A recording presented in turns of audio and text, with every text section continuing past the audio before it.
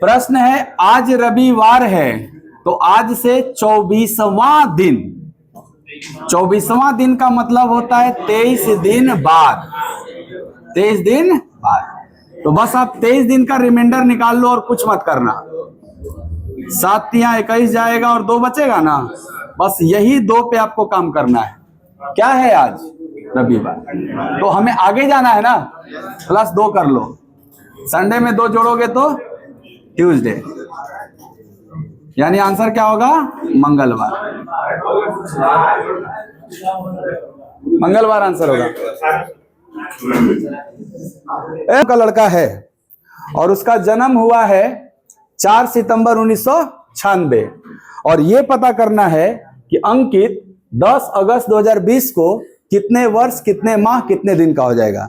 इस अंकित की जगह आप भी अपने आप को समझ सकते हैं कि जैसे मान लीजिए आपका जन्म है इस डेट को और पता करना इस डेट को आप क साल, क महीना, क दिन के हो गए।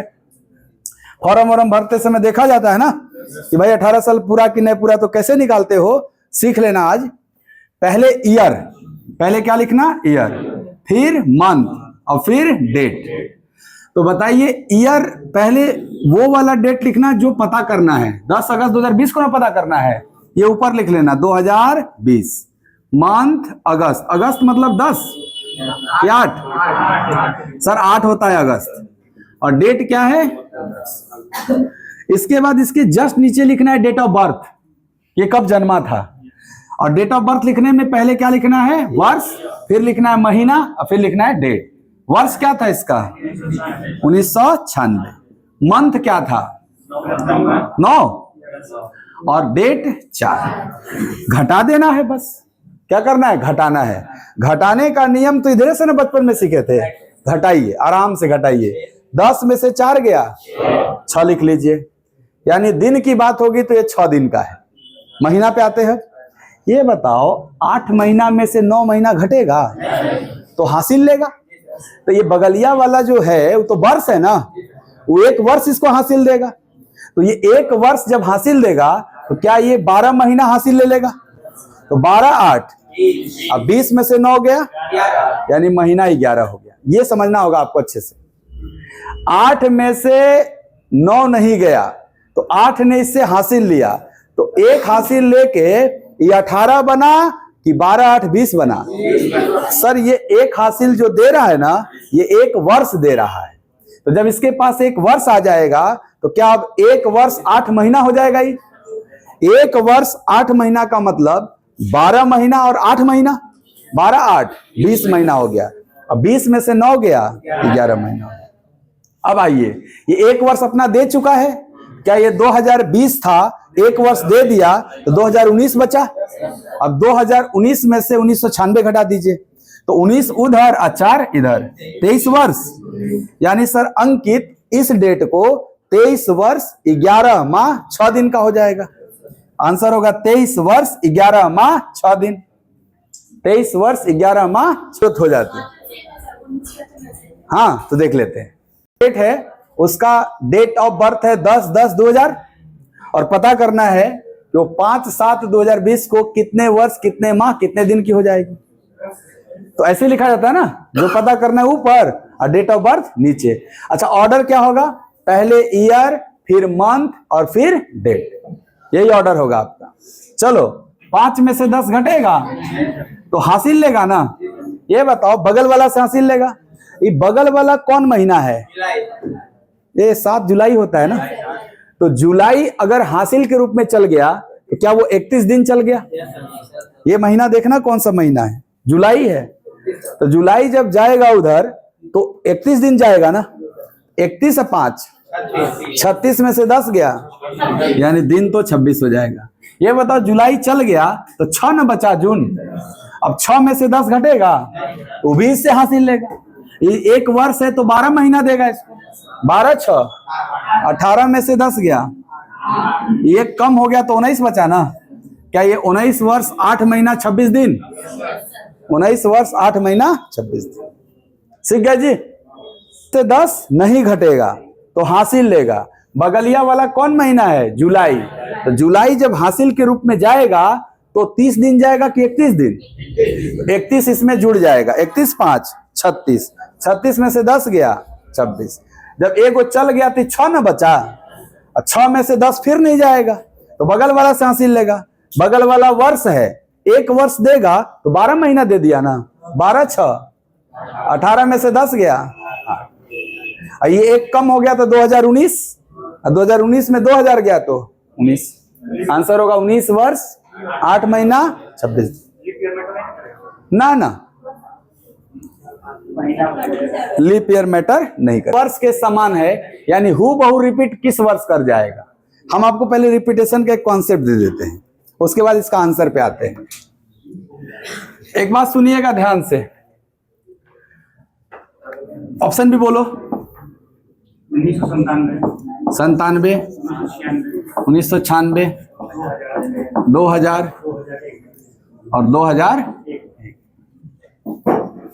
अब सुनना कॉन्सेप्ट कि सर रिपीटेशन ऑफ कैलेंडर जो होता है, अगर जो वर्ष का रिपीटेशन करवाना चाह रहा है उसके बीच में अगर ऐसा कोई सेंचुरी आया जो लीप ईयर है, तब तो फिर एक नियम लगा लो कि सर नॉर्मल ईयर, दो तरह का ईयर पढ़े थे हम लोग, एक नॉर्मल ईयर एक लीप ईयर। नॉर्मल ईयर का रिपीटेशन, नॉर्मल ईयर का रिपीटेशन कितने साल बाद? 11 वर्ष बाद होता है नॉर्मल ईयर का। लीप ईयर का रिपीटेशन, लीप ईयर का रिपीटेशन 28 वर्ष बाद होता है। और सर एक नॉर्मल ईयर ऐसा भी आएगा जो जस्ट लीप के बाद आ जाए, जैसे 2005। क्या 2005 एक नॉर्मल ईयर है? बट ये जो 2005 आया है क्या वो जस्ट 2004 के बाद आया है? और 2004 कैसा है? Leap year. तो वैसा नॉर्मल ईयर जो लीप ईयर के जस्ट बाद आता है, उसका रिपीटेशन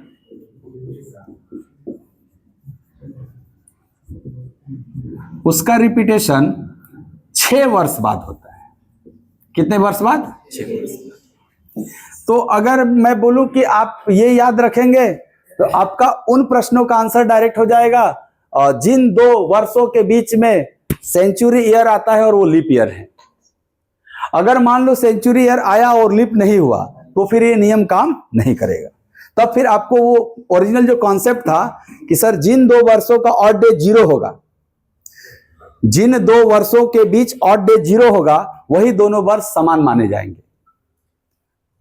ऑड डे 0 में दिन बदलता था, ऑड डे 0 से लेके 6 तक होता है, रिमाइंडर ऑफ 7 को ही ना ऑड डेज कहा जाता है। तो 0 ऑड डेज पर कोई भी चेंज नहीं होता था।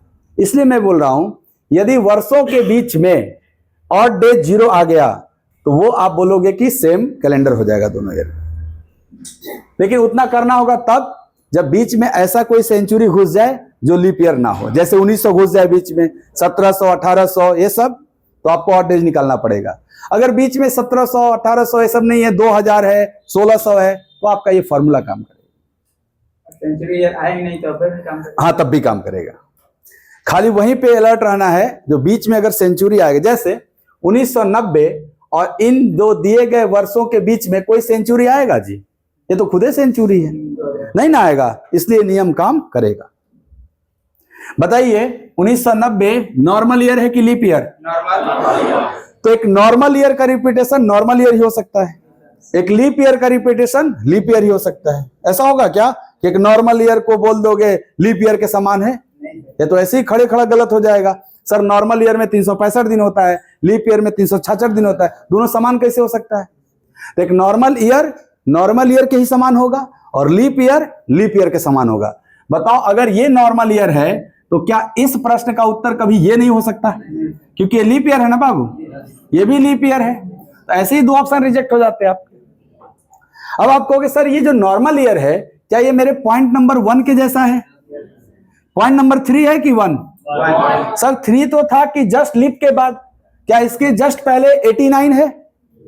90 के पहले कौन सा ईयर? 89 लीप है क्या? इसका मतलब पहला पॉइंट के जैसा है। और पहला पॉइंट कहता है कि रिपीटेशन कितने साल बाद होना चाहिए? तो 1990 में 11 जोड़ दिया जाए बस। तो 1990 में 11 जोड़ दिया जाए तो कितना बन जाएगा? 2001। 2001।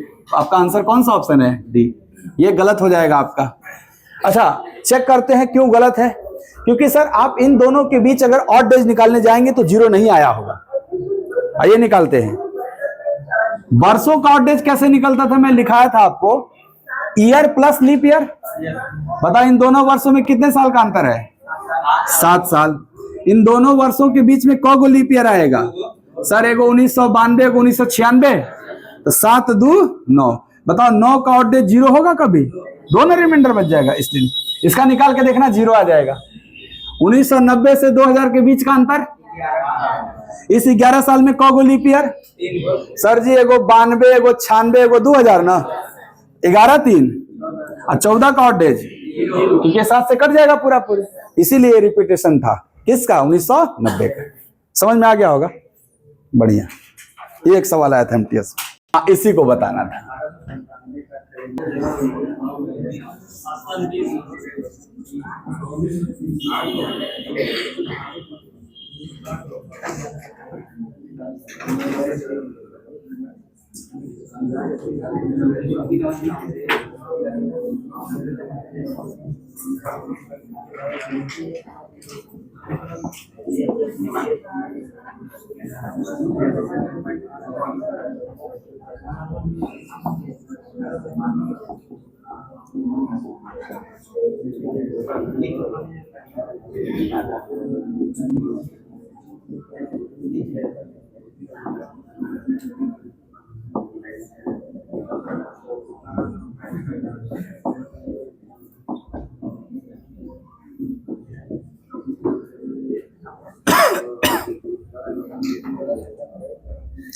ये पॉइंट आप एक ऐड कर लीजिए कि वैसा ईयर जिसके आगे कोई नॉन लीप ईयर सेंचुरी आएगा, जैसे 1897 के आगे, 1897 के आगे जो सेंचुरी आएगा वो सेंचुरी लीप ईयर होगा कि नॉन लीप ईयर?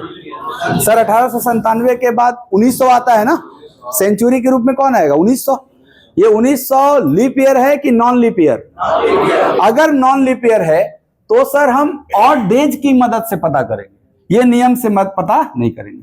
यानी ऑड डेज जिनका 0 बनेगा वही रिपीटेशन कहलाएगा। तो ये बताइए, ये जैसे ही प्रश्न देखा 1897, तो आपको ये तो दिख गया होगा सर 1896 के जस्ट बाद है, यानी आपको लगेगा तीसरे पॉइंट के जैसा है। बट सर 1897 के बाद आने वाला जो सेंचुरी है वो तो नॉन लीप ईयर है। जब नॉन लीप ईयर है तो ये तीनों नियम काम नहीं करेंगे, ये तीनों स्पेशल केस इस पे काम नहीं करेंगे। तो कैसे काम करना होगा? सर हमको जिस वर्ष, जो वर्ष लग रहा है ना कि रिपीट कर सकता है, इन 4 ऑप्शन में जो आपको लग रहा है उसके बीच का ऑड डेज निकालिएगा। अगर ऑड डेज 0 आया तो फिर वही रिपीटेशन माना जाएगा। और ऑप्शन एलिमिनेशन तो आप सीख ही चुके हो कि सर ये एक नॉर्मल ईयर है ना, और नॉर्मल ईयर का रिपीटेशन नॉर्मल ईयर ही हो सकता है। तो नॉर्मल ईयर तो ये नहीं है सर, ये तो लीप ईयर है। सर ये भी नहीं है, ये भी लीप ईयर है ना। यानी मेरा आंसर बी और डी में से होना था। अगर आप सावधान नहीं रहेंगे तो आप कहेंगे 6 साल जोड़ देते हैं, 6 साल जोड़ते ही आपका 1903 बन जाएगा। और अगर आप ऐसे किए तो गलत हो जाएगा। क्यों? क्योंकि सर ये केस स्पेशल केस है, क्योंकि इसके बाद जो सेंचुरी आ रहा है वो 1900 आ रहा है, जो कि नॉन लीप ईयर है। तो सर ये नहीं होगा। आंसर क्या होगा ये अब चेक करते हैं कैसे। हमने बोला कि उसी वर्ष को रिपीटेशन माना जाएगा जिनका ऑड डेज 0 होगा। तो बताइए 1897 और 1909 के बीच ऑड डेज निकालना है तो वर्षों का ऑड डेज, पहले वर्ष का अंतर, तो 1897 और 1909 का अंतर 12 लिख लीजिए, प्लस इनके बीच आए हुए लीप ईयर। 1897 के बाद कौन सा ईयर लीप ईयर होगा? बोलिए 1900 तो नहीं होगा ना, तो सीधे 1904 होगा। आएगा 1908। क्या केवल 2 ही को आया? 12 2 और 14 का ऑड डेज, इसीलिए ये रिपीटेशन माना जाएगा। देखो ये क्यों नहीं हुआ था समझना। 1897 और 1903 का अंतर 6। सर इनके बीच लीप ईयर सर एको नहीं ना, तो बताओ 6 का ऑड डे 0 थोड़े बोला जाएगा, 6 ही ना बोला जाएगा, इसीलिए ये सही नहीं था। बस यही सावधान रहना है। 1903 हो सकता है नहीं कैसे, नहीं नहीं मान लीजिए हम ये नियम तक सब काट सकते हैं, हाँ ये नियम तक है हाँ कर सकते हैं। हाँ, नहीं जरूरी नहीं है कि नहीं नहीं काटना नहीं है इस नियम को, आपको ऑडेज निकालना है। ये बोल रहा है ना हाँ। हो सकता है कि नहीं। नहीं नहीं, ये ईयर का कैलेंडर अलग है और 1903 का कैलेंडर अलग। कहने का मतलब 1 जनवरी 1897 निकालोगे ना, तो जो दिन आएगा वो 1 जनवरी 1903 का दिन नहीं होगा, दिन अलग हो गया। जब पहले ही तारीख का दिन अलग हो गया तो कैलेंडर सेम कैसे हो सकता है। लेकिन 1 जनवरी 1897 का दिन निकाले और हम अगर 1 जनवरी 1909 का दिन निकालेंगे ना तो सेम आ जाएगा, इसीलिए बोलेंगे उसका रिपीटेशन कब होगा, 1909 में। तो एक खास बात सुन लो और याद रखने का एक तरीका है कि यदि तुम कोई गलती किए एक नॉर्मल ईयर में और चाहते हो वो गलती पुनः सुधार दें, तो कितने साल बाद, 11 साल बाद सुधार सकते। बोलता है ना कि दिन कभो ना लौटी लौटी, कौ साल बाद। अगर तुम कोई गलती किए लीप ईयर में तो वो गलती का सुधार कितने साल बाद होगा। लेकिन तुमने एक ऐसा गलती किया जो कि था नॉर्मल ईयर में बट वो जस्ट लीप के बाद आया था, उस गलती का सुधार कितने साल बाद होगा, 6 साल बाद।